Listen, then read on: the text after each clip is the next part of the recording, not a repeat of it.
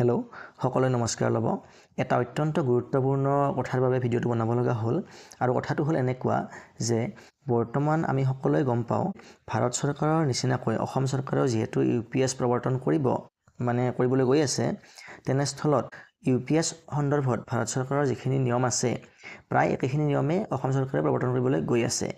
তাৰ ভিতৰত অন্যতম হৈছে যে one time one way shift অৰ্থাৎ যদিহে কোনো এগৰাকী NPS কৰ্মচাৰীয়ে UPS লৈ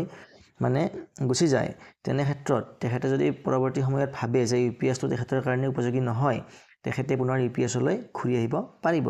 কিন্তু এই অপচনটো প্ৰথম অৱস্থাত কিন্তু ভাৰত চৰকাৰে ৰখা নাছিল যিখন ফাৰ্ষ্ট নটিফিকেশন ওলাইছিল তাত ৰখা নাছিল পিছৰ পৰ্যায়ত কিন্তু এটো সংশোধনী কৰা হয় আৰু এইটো অপচন ৰখা হয় এতিয়া কথা হ'ল কি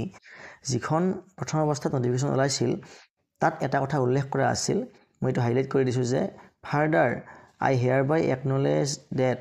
this option exercised by me shall be final and irrevocable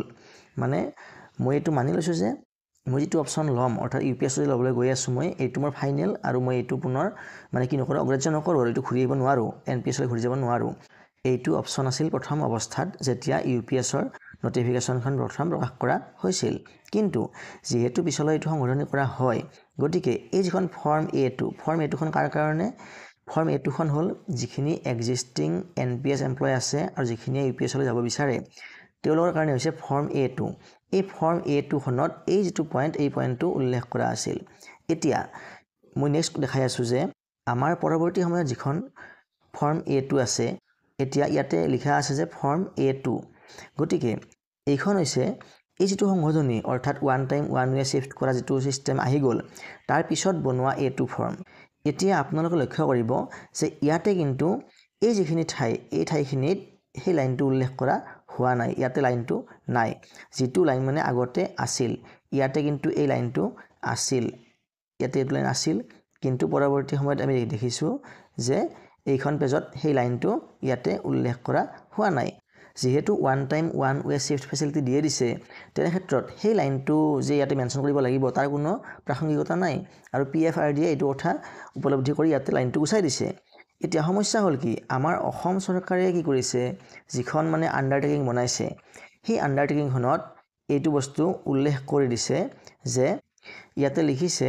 যে I also clarified that I shall not be able to revert back to the national pension system once I started to exercise the unified pension scheme অৰ্থাৎ অসম চৰকাৰে কিন্তু এটো system দিছে যে one time one way shift কৰিব পাৰিব সেইখন নটিফিকেশনত লিখা আছে ইতিমধ্যে আপোনালোকে নিশ্চয় চাইছে বা মই ইতিমধ্যে আগৰ ভিডিঅ'ত উল্লেখ কৰিছো কিন্তু তাত তেনেদৰে লিখাৰ পিছত আন্ডাৰটেকিংখনত এনেকৈ উল্লেখ কৰাৰ কি কাৰণ থাকিব পাৰে এতিয়া যদিহে কোনো এগৰাকী কৰ্মচাৰীয়ে এইখন আন্ডাৰটেকিংত সহি কৰি UPS লৈ শিফট হৈ যায় তেনেহলে তেখেতে পৰৱৰ্তী সময়ত এইটো ক্লেইম কৰিব পাৰিবনে যে পুনৰ তেওঁ NPS লৈ যাব বিচাৰে যেহেতু তেখেতে অলৰেডি আন্ডাৰটেকিং দিয়ে দিছে যে মই পুনৰ NPS লৈ যাব নোৱাৰো গতিকে যেহেতু ইয়াত সহি থাকিব কেণ্ডিডেটৰ তেনে ক্ষেত্ৰত অসম চৰকাৰৰ যিখন নটিফিকেশন আছে প্ৰকাশ পাইছে যে one time one way shift কৰিব পাৰিব সেইখন ভেলিড হৈ থাকিবনে যেহেতু সহি কৰা হৈ যাব যে মই পুনৰ NPS লৈ যাব নোৱাৰো এইখনহে বেছি ভেলিড যেন লাগিব গতিকে কথাটো বিজ্ঞ মহলে চিন্তা কৰিব যে আসলতে কি কৰিলে ভাল হ'ব আৰু এইখন হৈছে আমাৰ এক্সিস্টিং NPS এমপ্লয়জৰ কাৰণে যিসকলে অলৰেডি NPS ত কাম কৰি আছে UPS লৈ যাব বিচাৰে তেখেতসকলৰ কাৰণে ঠিক তেনেদৰে যিসকল আমাৰ নতুন এমপ্লয় আছে তেখেতসকলৰ কাৰণেও কিন্তু ইয়াতে Annexure 2 যিখন বনাইছে ইয়াতে একে কথা for new employees joining after notification of UPS ইয়াতো সেই লাইনটো উল্লেখ কৰিছে ইয়াতো আপোনালোকে চালে গম পাব ইয়াতো উল্লেখ কৰিছে যে I also clarified that I shall not be able to revert back to the national pension system once I started to exercise the unified pension scheme গতিকে যেহেতু দুয়োটা ক্ষেত্ৰতে একে কথাখিনি উল্লেখ কৰিছে তেনে ক্ষেত্ৰত নটিফিকেশনখনত লিখা কথাখিনি আৰু এইখিনি কথা একেবাৰে কন্ট্ৰাডিক্টৰি ইয়াৰ মিল নাই গতিকে আপোনালোকে যেতিয়া যিসকল ব্যক্তিয়ে NPS ৰ পৰা UPS লৈ যাব বিচাৰে নাইবা যিসকল নিউ জয়নি আছে যিসকলে UPS ল'ব বিচাৰে আপোনালোকে আন্ডাৰটেকিংখন সহি কৰাৰ আগতে অলপমান সাৱধান হ'ব আৰু কথাখিনি জানি বুজিহে আণ্ডাৰটেকিংখন চহী কৰিব কাৰণ এবাৰ চহী কৰাৰ পিছত এইখন এখন ভেলিড ডকুমেণ্ট হৈ যাব আৰু পিছত যদিহে যিকোনো ক্ষেত্ৰত আপোনালোকে এইটো ক্লেইম কৰে যে মই পুনৰ NPS লৈ যাব বিচাৰোঁ NPS ল'ব বিচাৰোঁ যিহেতু PFRDA এইটো অপশ্যন দিছে সেই আপোনাৰ ক্লেইমটো কিন্তু নাখাটিবও পাৰে যিহেতু আপুনি আণ্ডাৰটেকিঙত চহী কৰি দিব গতিকে এইটো কথা চিন্তা কৰি চাব আৰু